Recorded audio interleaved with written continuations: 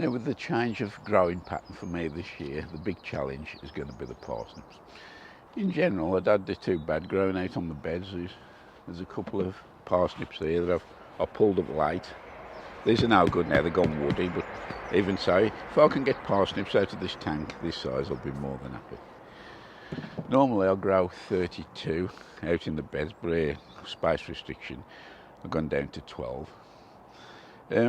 Regarding the compost, this is very fine stuff because I usually grow my carrots in, so I shouldn't have no problem cording these out. And I'm going to be using my metal pole. This is actually one of my monopods that I use out in the beds when I'm filming out there, so I'll be using that to cone the hole out exactly the same, and I'll just sow them exactly the same. In here I've still got my carrots. I reckon I've got about 95% germination on there. So out of, I think it's 115 or so stations, that ain't too bad. I will do a bit of re-sowing. Anyway, so I've roughly marked out the spacing in here, and I'll just do my conical holes, fill it with sifted soil, exactly as the way I do it on the beds. And say, I've got a little video, I'll put it up here if you want to have a look how I do it in the normal beds, and it'll be exactly the same in here, just on a smaller scale.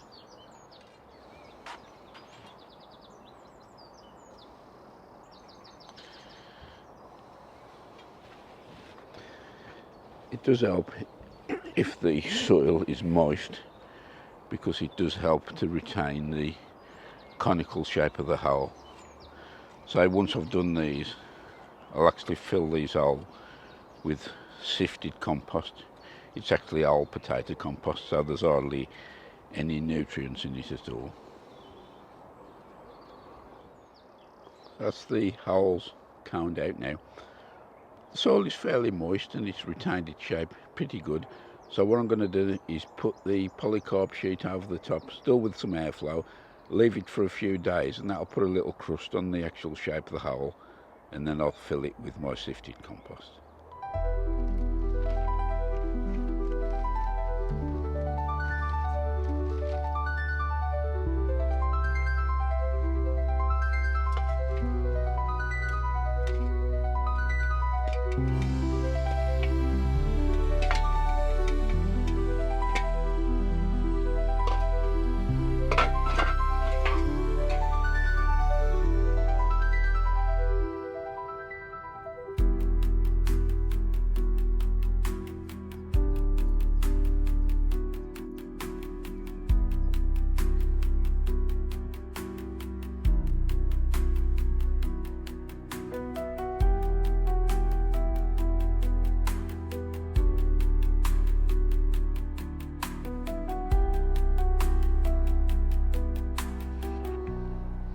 So that's the parsnips all sown for this year. I've just given them a good watering in with this fine mist spray.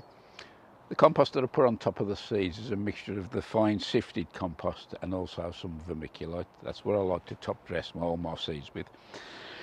We've got some rain coming in tonight, so before the seedlings can get established, I'm going to put this cover on, the polycarb cover again. As I say, I'll probably take it off in a day or two just to get the air to it and give them another spray, but I don't want them to get battered with heavy rain, so that should see them okay for the next few days.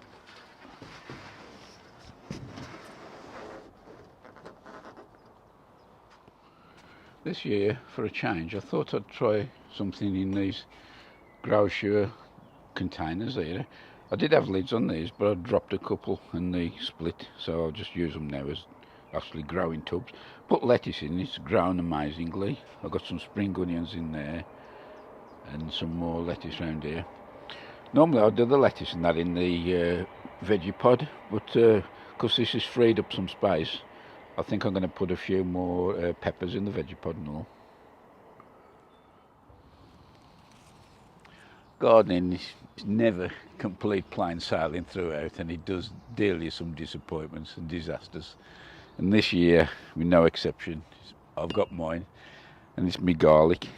I mentioned earlier that I'd felt down there and a lot of the bulbs had rotted at the neck. I've seen some real good harvests on YouTube and I'm a bit jealous, but not to worry, I'm going to dig up, see what we've got here, and just put it down to experience. And there's our final rewards. A bit naff, eh? Got a couple of bulbs there which are acceptable, but the rest is just right off. So I'm really disappointed with this, really, considering the conditions. I mean, the tanks have got deep soil, good fertile soil in there, plenty of good drainage. I know that because I've grown carrots in these for probably 5 years. And they was looking good up until probably 4 or 5 weeks ago, nice thick stems, but they just seem to rot all of a sudden. So I don't know. Anyway, I'm going to clean these beds out thoroughly and have a think what's going to go in them next. You don't need me to tell you that YouTube's a wonderful thing. You can find all sorts of information on there how to do things. But the one thing I get out of my videos is the comments and reading the comments. And in the last video I put up, it showed where I was struggling for a little bit of planting space, and I ended up putting the courgette inside the Brassica cage. One of the comments there said, putting the net down, you're going to restrict the number of pollinators able to get to the plant. And I was thinking, blimey, yeah. Now you can of course use the little paintbrush and do the by hand, but now I've cleaned these tanks up here, I think what I'm going to do, the plant's only been in there about 2 weeks, 3 weeks maximum, so I don't think the roots have gone too big yet. So I'm going to try and take a big root ball out, put it in the tank and leave it out here in the open. So if it was you what left the comment, thank you very much. Well, I've got it out, as you can see that's a decent sized root ball with it, and that's going to go into the tank here. There's no way that's big enough to house that for the rest of its life. So what I'm going to do, probably not now, a bit later on, is put a few supports up and maybe a bit of mesh and let it clamber up or tie it in. At least it'll be able to get pollinated properly. That's it in position. I've given it a water in and that looks okay at the moment, so the flowers are forming. We'll keep our eye on that for the next few days.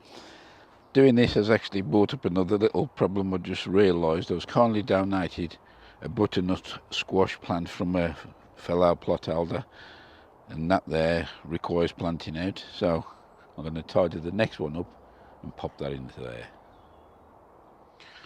Well, I was getting the courgette out, which has only been in say a few weeks. You notice already these weeds have took place. Now if you don't address this quickly, before you know it, you're going to end up with a mound. So for the sake of 10 minutes I'm just going to get my trusty wolf hoe, slide that through the middle and just take the tops off. So we've got the butternut squash in. I've done well this morning, got that in, and also, as you saw earlier, the courgette.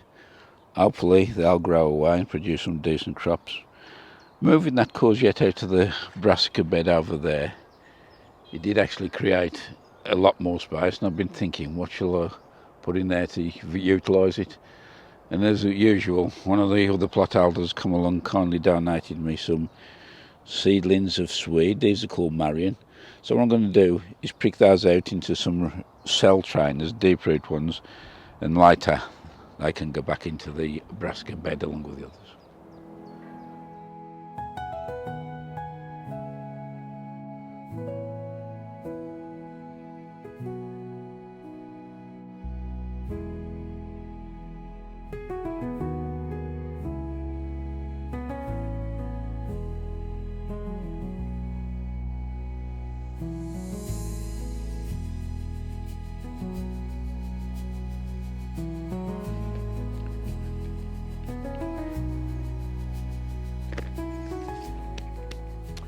Right, I've potted 24 of the seedlings on, watered them in. I've also put a couple of little slug pellets in each compartment, just in case they get attacked by the slugs in here.